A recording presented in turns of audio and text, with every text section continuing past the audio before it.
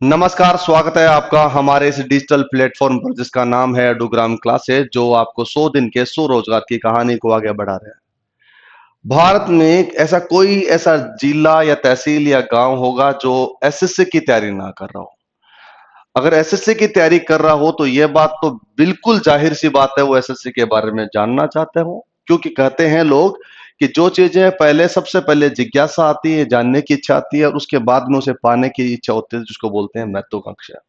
यानी कि आपको एसएससी के बारे में पहले एसएससी की तैयारी करने से पहले इस पायदान पर होते हो कि एसएससी होती क्या है, मुझे क्यों तैयारी करनी चाहिए, मुझे कितनी तैयारी करनी चाहिए और कहां से तैयारी करनी चाहिए और किस किस लक्ष्य को लेकर मैं आगे बढ़ना चाहिए।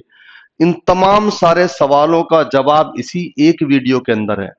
इस वीडियो में बताया जाएगा कि आपके पास में तैयारी क्या क्या करनी चाहिए, क्या क्या क्वालिफिकेशन होती है, क्या क्या पोस्ट होती है, क्या क्या एज ग्रुप होता है। इसके साथ साथ में ये बताया जाएगा पिछले साल की पिछली बार जो पेपर हुआ था एसएससी सीजीएल का, उसकी कट ऑफ क्या हुई थी। इन तमाम सारे फैक्ट्स और फिगर्स को लेकर हम आपके सामने इसी वीडियो में हाजिर हैं। और ये वीडियो के अंत में आपको ये बताऊंगा मैं कि कौन कौन सी कट ऑफ रही है, क्या क्या कट ऑफ आगे रह सकती है। इन तमाम सारे सवालों का जवाब मिलेगा। तो चलिए शुरू करते हैं इस 100 दिन के 100 रोजगार की कहानी का इस चैप्टर को, जिसका नाम है एसएससी सीजीएल। जहां पर एसएससी सीजीएल का मतलब हो गया, अब जी जहां पर है मतलब ग्रेजुएशन की बात हो रही है। मैं इस चीजों को पहले बात कर दूं, कर्मचारी चयन आयोग यानी एसएससी की बात करते हैं क्या। ये पूरा एक लेखा जोखा है जिसमें आपको दिखा देता हूं क्या। सबसे पहले ऊपर बात करते हैं एसएससी सीजीएल। एसएससी सीजीएल यानी कि वो व्यक्ति जो क्या कर रहा है, ग्रेजुएट कर रखा हो। इसकी क्वालिफिकेशन क्या कहती है, जो ग्रेजुएशन कर रखी हो। ग्रेजुएशन का मतलब जानते हो क्या है? ग्रेजुएशन का मतलब यह हुआ कि आपने ग्रेजुएशन कर रखी है, यानी बीए कर रखी हो, बीकॉम कर रखी हो, बीएससी कर रखी हो, आपने कोई भी स्ट्रीम के साथ में आपने क्या कर रखा हो, ग्रेजुएशन कर रखा हो, स्नातक कर रखा हो। अब बात होगी स्नातक तो हमने कर रखा है, इसके साथ साथ में ये बताओ इसका क्या सिलेक्शन होगा। सिलेक्शन का मजबूती कहाँ है, पावर क्या है, तो मैं आपको बता दूं। एसएससी की बात करें तो यूपीएससी के बाद में कोई भी अगर एग्जाम होता है जिसका लेवल शानदार हो, अच्छा हो और इसकी प्रोसेस है वो थोड़ी सी लेंथी हो, वो एकमात्र एग्जाम रहा है, वो एसएससी रहा है। तो इस एसएससी के एग्जाम को लेकर हम बात करें, सबसे पहले बात करते हैं एसएससी सीजीएल जिसमें ग्रेजुएट होने चाहिए। दूसरा एक होता है एग्जाम जिसको बोलते हैं एसएससी सीएचएसएल, जिसमें 12th पास आप हो तो आप उसे फॉर्म भर सकते हो। तीसरा है एसएससी एमटीएस, जिसको मल्टीटास्किंग और एसएससी जीडी यानी ग्राउंड ड्यूटी वाले लोग होते हैं, उनके लिए 10th पास हो तो आप उसे अप्लाई कर सकते हो। एक होता है आपको दिल्ली पुलिस में एसआई बनना है, दिल्ली पुलिस में एसआई बनना है तो आपके लिए कौन सी आ जाते हैं, एसएससी सीपीओ आता है, जिसमें आपको क्या चाहिए, ग्रेजुएशन चाहिए आपके अंदर, आपके पास में। एसएससी जेईएन जो इंजीनियरिंग बैकग्राउंड के लोग होते हैं वो एसएससी आप जूनियर इंजीनियर का एग्जाम देते हैं, वो उसके लिए बीई बीटेक आपके पास होनी चाहिए। और एसएससी स्टेनोग्राफर होता है, उसके लिए 12th पास आप होना चाहिए और इसकी स्किल्स भी आपके अंदर स्टेनो की होनी चाहिए। इट मींस एसएससी के ऐसे कई एग्जाम्स होते हैं जो अपने अपने तर्ज पर अपने अपने जरूरतों के अनुसार एग्जाम होते हैं। इस एग्जाम का नाम है एसएससी सीजीएल यानी पहला पहला नंबर का है। और आज हम डिस्कस करेंगे ओनली और ओनली एक ऐसा एग्जाम जिसको बोलते हैं एसएससी सीजीएल। चलिए शुरू करते हैं इसको एग्जाम के बारे में। इस तरह से सबसे पहले बात करूं इसको शुरू करने से, हाँ शुरू करते हैं इस बात के लिए कि इसका एग्जाम का जो पैटर्न होता है वो कैसे होता है। इसका एग्जाम का होता है टीयर 1, टीयर 2 और टीयर 3। तीन टीयर का एग्जाम होता है। तीन टीयर में एग्जाम का मतलब होता है, जो पहले वाला टीयर है उसमें सेक्शन 1 होता है, सेक्शन 2 होता है और सेक्शन 3 होता है। इन तीनों को पास करना पड़ता है, ये बीड़ा पार। फिर टीयर 2 का एग्जाम होता है, फिर टीयर 3 का एग्जाम होता है। जैसे ही एग्जाम की पूरी प्रोसेस हो जाती है आपकी, तो उसके बाद में आपका स्किल टेस्ट होता है। स्किल टेस्ट का मतलब 15 मिनट का आपका एक स्किल टेस्ट होता है। वो स्किल टेस्ट बताता है कि आपके अंदर डेटा एंट्री वाला कोड, तो ठीक है ये टेस्ट हुआ। उसके बाद में आपकी आती है एक मेरिट लिस्ट, इसको कट ऑफ बोलते हैं। जैसे मेरिट लिस्ट आती है तो फिर उसके बाद में आपका होता है डॉक्यूमेंट वेरिफिकेशन। डॉक्यूमेंट वेरिफिकेशन के बाद में आपका होता है फाइल एंड सिलेक्शन। अब इस दौरान जब आप फॉर्म भरते हो उसके बाद में जब आती है तो एक बात याद रखना, ये एक पेपर से आप कई तीर मतलब एक तीर से कई निशाना होते हैं। तो इसका मतलब एसएससी जब सीजीएल का पेपर देते हो तो रैंक अलग अलग रैंक पर अलग अलग नौकरी होती है। जैसे आप सीबीआई में जाना चाहते हो, इन्वेस्टिगेशन में जाना चाहते हो तो उसमें जाएगा, सीपीओ में जाना चाहते हो तो अलग है। इसके अलावा अलग अलग जैसे आपको कस्टम डिपार्टमेंट में जाना है, तो ऐसे अलग अलग डिपार्टमेंट्स अपना अपना काम करता है। जिसकी जितनी अच्छी रैंक उसको उतनी बढ़िया प्रायोरिटी मिलती है। थोड़ा सा सीधी भाषा में समझाता हूँ।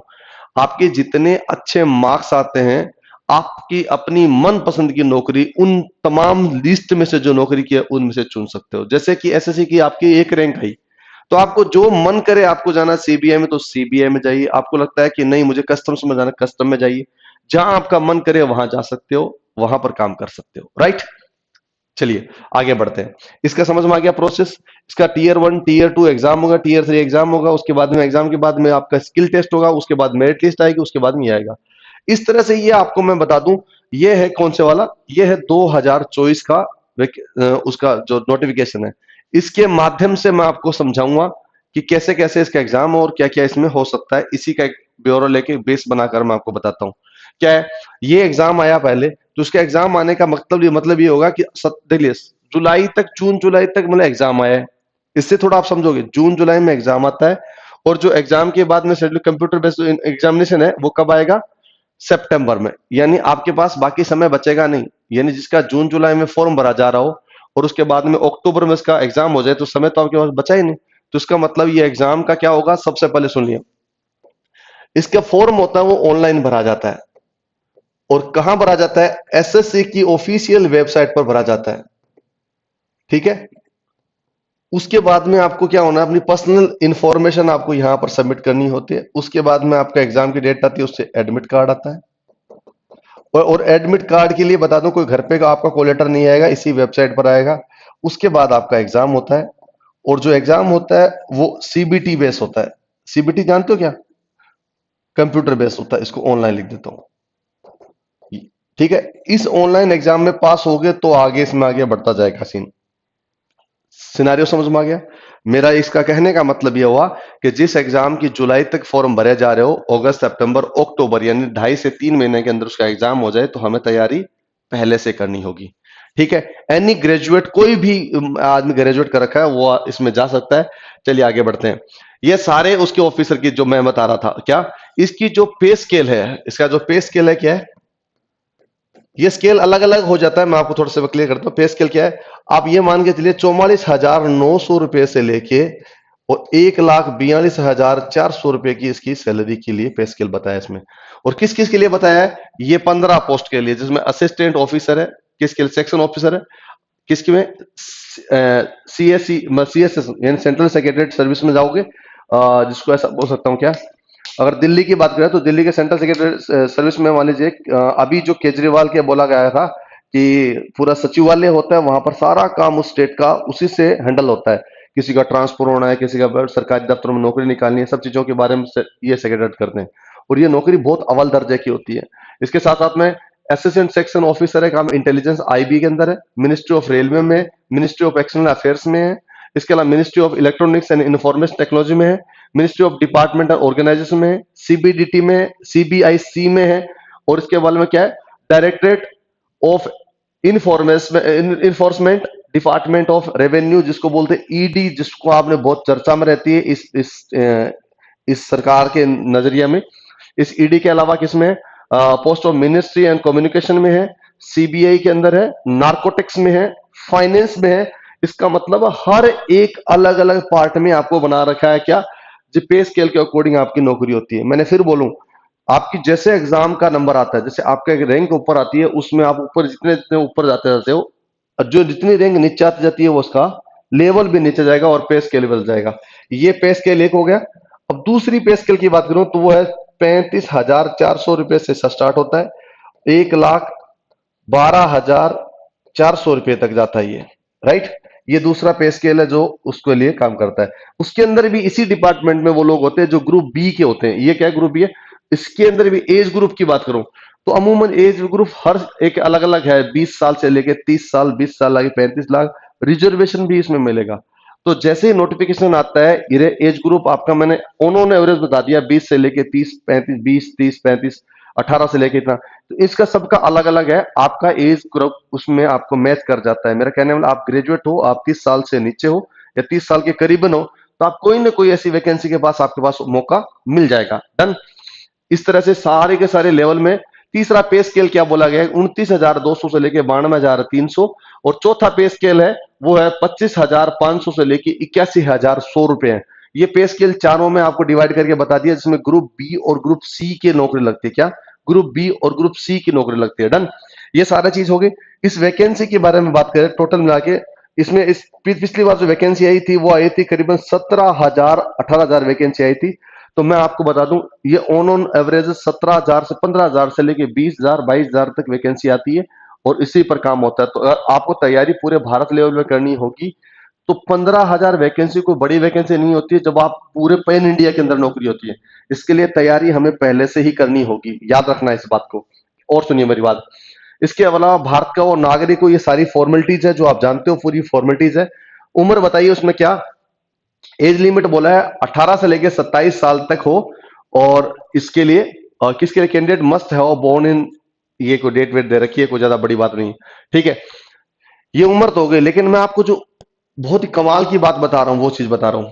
वो कमाल की बात यह है कि अगर आप एससी और एसटी के हो तो 5 साल मिलेंगे आपको, ओबीसी कैटेगरी हो 3 साल का रिजर्वेशन मिलेगा। अगर आप फिजिकली हैंडीकैप्ड हो या बेंचमार्क्ड हो तो 10 साल मिलेगा आपको। ओबीसी और 13 साल वाले, और फिजिकली जो बेंचमार्क होते हैं ना डिसेबिलिटीज वाले, वो 15 साल एससी और एसटी वालों को मिलेगा। यानी रिजर्वेशन अपनी अकॉर्डिंग मिलता है। एक सर्विसमैन को 3 साल का मिलता है। आप जानते हो इस नॉर्मल फॉर्मेट है ये, कि जो रिजर्वेशन वाले हैं उनको साल में जो एज के अंदर है वो रिलैक्सेशन मिलता है, साथ साथ में मेरिट में भी मिलता है। मेरिट में भी आपको एक्सप्लेन कर दूंगा। डन, इसके अलावा सारी चीज आपको मिल गई है। जूनियर मैं आपको सारा चीज बता दूंगा इसमें। ठीक है, तो ये सारा चीज हो गया और ये सारे एग्जाम हो गए। इस एग्जाम की बैचलर डिग्री आपको चाहिए। मैं आपको क्या डिग्री चाहिए? बैचलर। आप इस बात को जानते हो ना कि बैचलर डिग्री का मतलब कौन सा? स्नातक वाली ग्रेजुएशन, यानी बीए कर रखी हो, ऐसे लिखते हो इस भाषा में।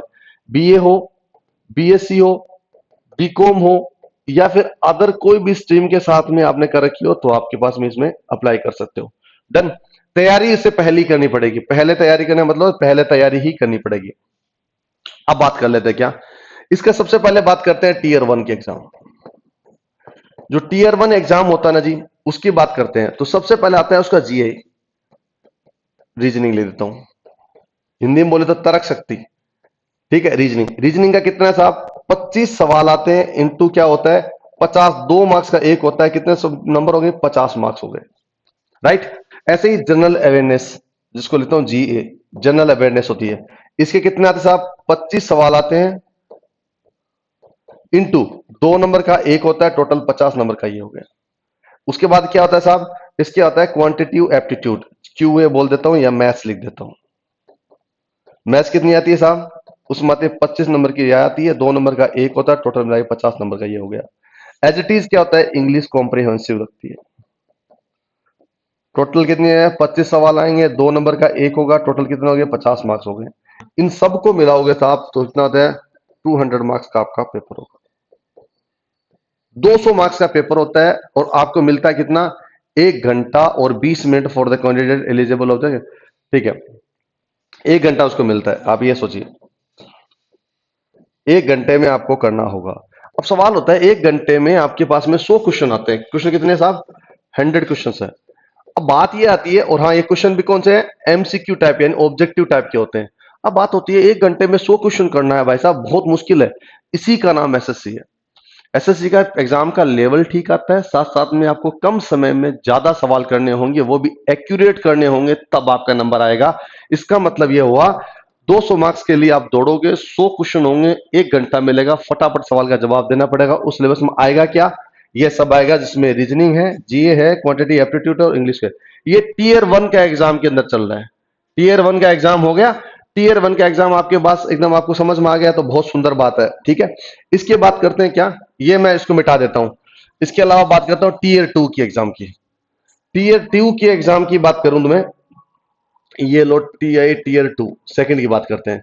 टीयर सेकंड के एग्जाम के अंदर भाई साहब इसके 3 सेक्शन होते हैं। सेक्शन फर्स्ट, सेक्शन सेकंड और सेक्शन थर्ड। उसके तुरंत 1 घंटे के बाद पेपर होता है। 15 आपको 1 घंटे का टाइम मिलता है, उसके बाद में आ जाता है। इसका क्या होता है? सेक्शन 1 2 घंटे और 15 मिनट का टाइम मिलता है। उसमें क्या होता है सेक्शन 1 में? सेक्शन 1 में आपके आता है, सेक्शन 1 में मैथ आती है। ठीक है, मैथ्स के बाद में क्या होगा आपका जो मॉड्यूल है 1, उसके बाद रीजनिंग आती है। और रीजनिंग के बाद में आपके आते हैं इसका जनरल। ये सारा हो गया टोटल मिला के आपको। ये दोनों की बात करूं, ये टोटल नंबर कितने? 30 क्वेश्चन आते हैं। सॉरी, हाँ, इसका भी 30 नंबर आता है। तो ये टोटल मिला कितने 60 इंटू 3 नंबर का एक पेपर होता है, तो कितने हो गए 180। कितने हो गए साहब 180 नंबर हो गए। टीयर 2 के अंदर पेपर आपका होता है सेक्शन 1 180 नंबर का। कितना सेक्शन 1, इसको मिटा देता हूं यहां से, सेक्शन 1 कितने हो गया 180 नंबर का आपका हो जाता है टीयर 2 के अंदर। ओनली एक सेक्शन की बात हो रही है, कौन सी, रीजनिंग और मैथ आएगा उसके अंदर। डन। 1 घंटे का इसमें टाइम मिल गया, 1 ही घंटे का टाइम मिलेगा इसमें। इसका जो सेक्शन 1 है इसको मैं यहां लिख देता हूं, 1 आवर मिलेगा आपको। ठीक है, अब आगे बढ़ते हैं। इसके अलावा क्या होता है सेक्शन 2। सेक्शन 2 का मतलब क्या हो गया, अब उसके अंदर क्या क्या चीज आएगी, इसके अंदर आएगी इंग्लिश लैंग्वेज आएगी। इंग्लिश लैंग्वेज के अलावा साथ में क्या आएगा आपके पास में, कॉम्प्रिहेंसिव आएगा, यानी गद्यांश पद्यांश आएंगे आपके। और इसके अलावा क्या बोला, इंग्लिश की पूरा, ये इंग्लिश का सेक्शन है। इसके अलावा क्या आएगा आपका जनरल अवेयरनेस आएगा, जनरल अवेयरनेस यानी जनरल अवेयरनेस में सामान्य जागरूकता। इन चीजों को दोनों को मिला के टोटल कितने होंगे, इसके कितने के 45 सवाल आएंगे, किसके, इंग्लिश के।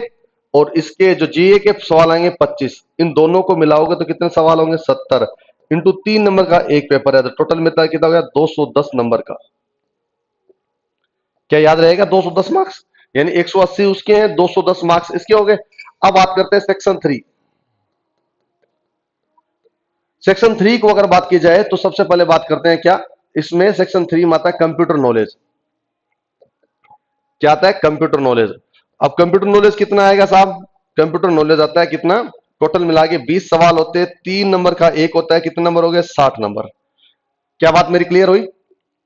इसका मतलब क्या हुआ, जब भी हम पेपर देते हैं, पूरा इस पेपर की ज्ञान की बात करूं तो मैं यहां से सेक्शन तीनों हो गए। तो सबसे पहले बात करता हूं, मैं इसको मिटा लेता हूं। सेक्शन 1 है वो 180 नंबर का होता है। सेक्शन जो 2 है वो कितने का होता है 210 नंबर का होता है। और इसके अलावा जो सेक्शन 3 है वो कितने का नंबर होता है 60 नंबर का होता है। ये टोटल मिला के इसके नंबर होते हैं, इस नंबर को जोड़ के और टीयर 1 के नंबर जोड़ते हैं, तब उसकी एक मेरिट आती है। ये ओवरऑल बात करता हूं कहां पर, ये जो सेक्शन 1 2 3 और साथ में टीयर 1, ये टू सेकंड है ना, और टीयर 1, यहां तक एग्जाम की बात करें तो ये सब लोगों के लिए होता है, जितने सारी पोस्ट होती है सबके लिए इतना एग्जाम होता है। अब बात करते हैं उन लोगों के लिए जो अलग उसके साथ में करना चाहते हैं, उसके लिए पेपर आता है कौन सा, पेपर सेकंड बोलते हैं उसको। क्या बोलते हैं, पेपर सेकंड। ये पेपर 1 हो गया आपका, पेपर सेकंड होता है किसके लिए, स्टैटिस्टिक का। स्टैटिस्टिक का मतलब हो गया कि आपके नंबर क्या होता है, स्टैटिस्टिक वो लोग होते हैं जो आगे जाके वो दूसरी और जगह काग में उनमें काम करना चाहते हैं ना। तो उसमें क्या है 100 नंबर का आता है, 100 क्वेश्चन आएंगे पेपर 2 में। मैं इसको मिटा देता हूं, आपको समझ में आ जाएगा, ठीक है। यहां तक समझ में आ गया, इसको मैं लाइन खींच देता हूं। इसका मतलब ये वो दुनिया की दुनिया टीयर 1 टीयर 2 का जो पेपर है वो सब लोग भरते हैं, सब लोगों को देना है। इसके अलावा जो जो होते हैं दूसरे वाले वो पेपर 2 होता है ना। इसके अलावा है जो ये इसका इसमें नहीं आता फील्ड में, अगर और नौकरी इसके साथ में एडिशन एडिशन करना है तो उसमें जाता है पेपर 2 में। स्टैटिस्टिक्स का जब स्टैटिस्टिक्स का आता है 100 नंबर का, आपका टोटल नंबर 2, इसमें 1 मार्क्स का होता है, टोटल मिला के 200 नंबर के होते हैं। कितने होते हैं 200 मार्क्स। ये काम आता है दूसरी इसी जॉब के अपग्रेडेशन, दूसरे जॉब के लिए। आपको जो मेन जो फील्ड है ना वो आपका टीयर 1 और टीयर 2 खत्म हो जाता है। ये मॉड्यूल हो गया। इस मॉड्यूल के अंदर आपके पास में सारा रीजनिंग आता है, जीआई आता है, इंग्लिश लैंग्वेज है, इन तमाम सारे चीजों को लेके ये पूरा तैयार कर लेते हैं। पेपर 2 पेपर 1 के बारे में आपको मैंने बता दिया सारा। इस पेपर को लेके मेरिट आती है, जितने नंबर होते हैं उसको लेके एक मेरिट आती है, और मेरिट के आधार पर ये आपका काम होगा। डन। इसके साथ साथ फिजिकल होगा, वो भी मैं आपको बता दूंगा, सारी चीजें बता दूंगा क्या। अब एग्जाम भरने से फॉर्म भरने से पहले आपको ये बताओ कि आपके पास में क्या क्या चीज हो। आपके पास आधार कार्ड होना चाहिए, voter ID card, driving licence, कोई भी आपका एक आधार कार्ड का। इस तरह से आपको अलग अलग चीज, जैसे मान लीजिए आप फॉर्म भर रहे हो तो आपके पास एक गवर्नमेंट आईडी आपके पास दिया गया, एक उसका नंबर होना चाहिए, आइडेंटिटी जो आप बताता है भारत का नागरिक है और उस तरह से रहता जहां रहते हैं वो। अब बात करते हैं फिजिकल टेस्ट किस किस का होगा भाई साहब, यानी फिजिकल टेस्ट होगा होगा किसका होता है, इंस्पेक्टर होता है जो सेंट्रल एक्साइज में जाता है। सेंट्रल एक्साइज में जो इंस्पेक्टर होता है उनके लिए होता है। इंस्पेक्टर किसके लिए, एग्जामिनर के लिए। इंस्पेक्टर है वो प्रिवेंटिव ऑफिसर के लिए। इंस्पेक्टर सीबीएन के लिए, सब इंस्पेक्टर सीबीएन के लिए, sub inspector junior intelligence officer in NCB narcotic में, MHA ministry of home affairs में, या सब इंस्पेक्टर सीबीआई में और सब इंस्पेक्टर एनआईए में। इन तमाम सारे चीजों के लिए क्या होता है फिजिकल होता है, और फिजिकल के अकॉर्डिंग उसको काम करना होता है। ये इसके अलग अलग एनेक्जर है, मैं उसको भी आपको एक्सप्लेन कर दूंगा। अब बात करें क्या, ये सारा चीज हो गया। अब सुनिए मेरी बात, मोड ऑफ सिलेक्शन होता है, क्या होता है, जो मोड ऑफ सिलेक्शन हो जाए तो उसमें क्या कहता है कि मिनिमम क्वालिफाइंग मार्क्स और टीयर वन, यानी जब आप टीयर वन का पेपर देते हो, टीयर वन में आपके पास पेपर देते हो, मिनिमम क्या चाहिए, अनरिजर्व कैटेगरी को क्या चाहिए, 30% तक चाहिए उसमें जो नंबर है। यानी नंबर पास होने के लिए नहीं हो साहब, मैं फिर बता रहा हूं, नंबर पास होने के लिए 30 नंबर चाहिए, 30% चाहिए। अगर आपको सच में और रियल में सिलेक्शन लेना तो नंबर ज्यादा चाहिए। तो मैं यू आर अनरिजर्व और जनरल कैटेगरी वाले ये है, ओबीसी और ईडब्ल्यूएस वाले लोग होते हैं उनके लिए 25% है। इसके अलावा क्या है, ऑल अदर, बाकी जो बच्चे हुए हैं उन लोगों के लिए 20% नंबर होते हैं, तो वो उसमें आगे के टीयर टू में जा सकते हैं। इस तरह से होता है। तो मैक्सिमम परसेंटेज हो एरर है उसके लिए हो, तो उसके लिए मॉडल ट्यूब के अंदर वो क्या क्या सिलेक्शन होता है, उसका भी अपना रेशियो होता है, उसके अकॉर्डिंग कट ऑफ के अकॉर्डिंग आगे ले जाते हैं। ठीक है, अब आगे ये बात हो गई, ये बात बहुत कॉमन सी है जिसको आप जानते हो, 30% में कुछ नहीं होता, बहुत सारे नंबर लाने होते हैं, उस नंबर के आधार पर काम होता है। टीयर टू का एग्जाम भी इसी तरह से तर्ज पे चलता है, फिर मेरिट आ जाती है। ये आपका सारा चीज हो गया, मेरा इसमें कोई दिक्कत नहीं है। अब बात कर लेते हैं क्या,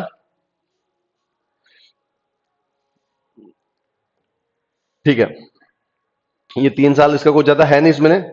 आ, हाँ फिजिकल से बात कर लेते हैं।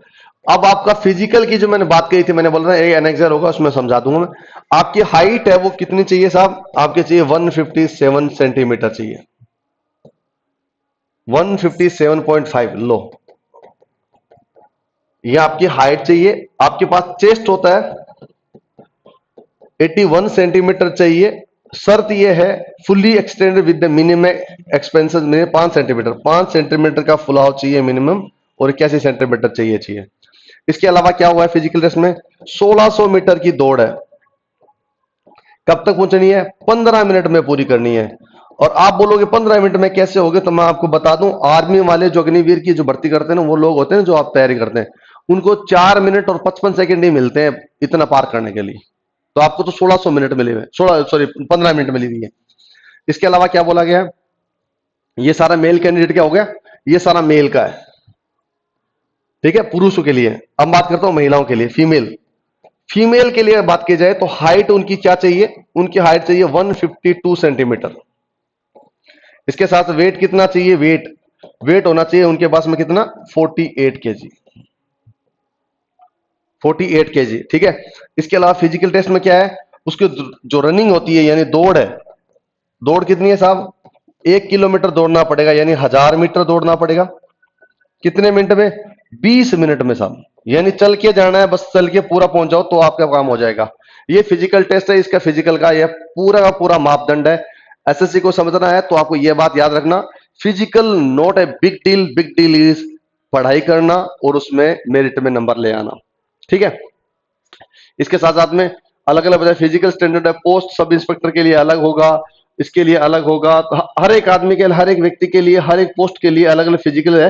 वो फिजिकल में डिटेल में आपको डाल देता हूं, जो क्या है, एक हमारा चैनल है टेलीग्राम का, वहां पर आपको मिल जाएगा, जिसका नाम है एडुग्राम क्लासेस। ये हमारा टेलीग्राम का नंबर है, उसमें हम ये पूरा नोटिस डाल देंगे, आप अपने अकॉर्डिंग इसको देख सकते हो, अलग अलग आपकी फहरिस्त है लंबी, उसमें आप बता सकते हो। अब मुद्दे पे आ जाते हैं, किसमें, एक बहुत शानदार मुद्दे पर आते हैं, क्या, ये है पूरी की पूरी लिस्ट। कौन सी लिस्ट है, ये पूरी लिस्ट आती है, मैंने कहा था ना अंत में आपको कई चीजें बताऊंगा। ये है एसएससी सीजीएल के एग्जाम की कट ऑफ की, टीयर वन के एग्जाम को पास करने वाले जनरल कैटेगरी है 153.18 नंबर उसको चाहिए, जनरल कैटेगरी वाले टीयर वन के लिए, टी वन लिख देता हूं, ठीक है।